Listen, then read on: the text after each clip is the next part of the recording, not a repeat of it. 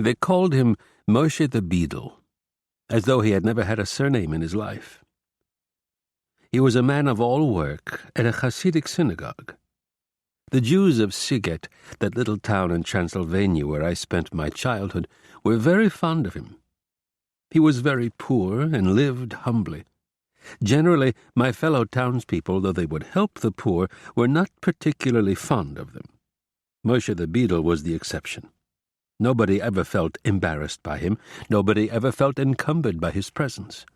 He was a past master in the art of making himself insignificant, of seeming invisible. Physically, he was as awkward as a clown. He made people smile with his waif-like timidity. I loved his great, dreaming eyes, their gaze lost in the distance. He spoke little. He used to sing, or rather to chant.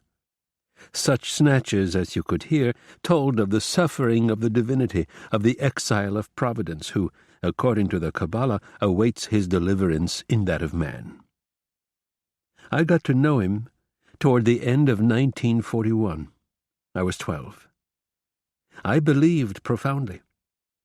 During the day I studied the Talmud, and at night I ran to the synagogue to weep over the destruction of the temple. One day I asked my father to find me a master to guide me in my studies of the Kabbalah. "You're too young for that. Maimonides said it was only at 30 that one had the right to venture into the perilous world of mysticism. You must first study the basic subjects within your own understanding."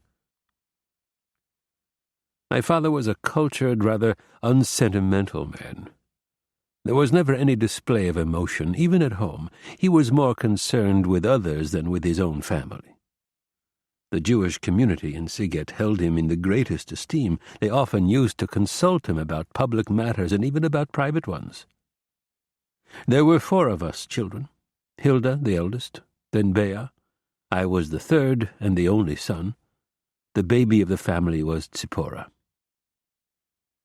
My parents ran a shop. Hilda and Bea helped them with the work. As for me, they said my place was at school. "There aren't any Kabbalists at Siget," my father would repeat.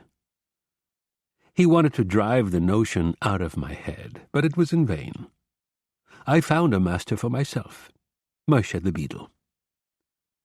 He had noticed me one day at dusk when I was praying. "Why do you weep when you pray?" he asked me, as though he had known me a long time. "I don't know why," I answered, greatly disturbed. The question had never entered my head. I wept because of something inside me that felt the need for tears. That was all I knew. "Why do you pray?" he asked me after a moment. Why did I pray? A strange question. Why did I live? Why did I breathe? "I don't know why," I said, even more disturbed and ill at ease. "I don't know why." After that day I saw him often. He explained to me with great insistence that every question possessed a power that did not lie in the answer. Man raises himself toward God by the questions he asks him, he was fond of repeating. That is the true dialogue. Man questions God and God answers. But we don't understand his answers. We can't understand them because they come from the depths of the soul and they stay there until death. You will find the true answers, Eliezer, only within yourself. "And why do you pray, Moshe?" I asked him. "I pray to the God within me that he will give me the strength to ask him the right questions."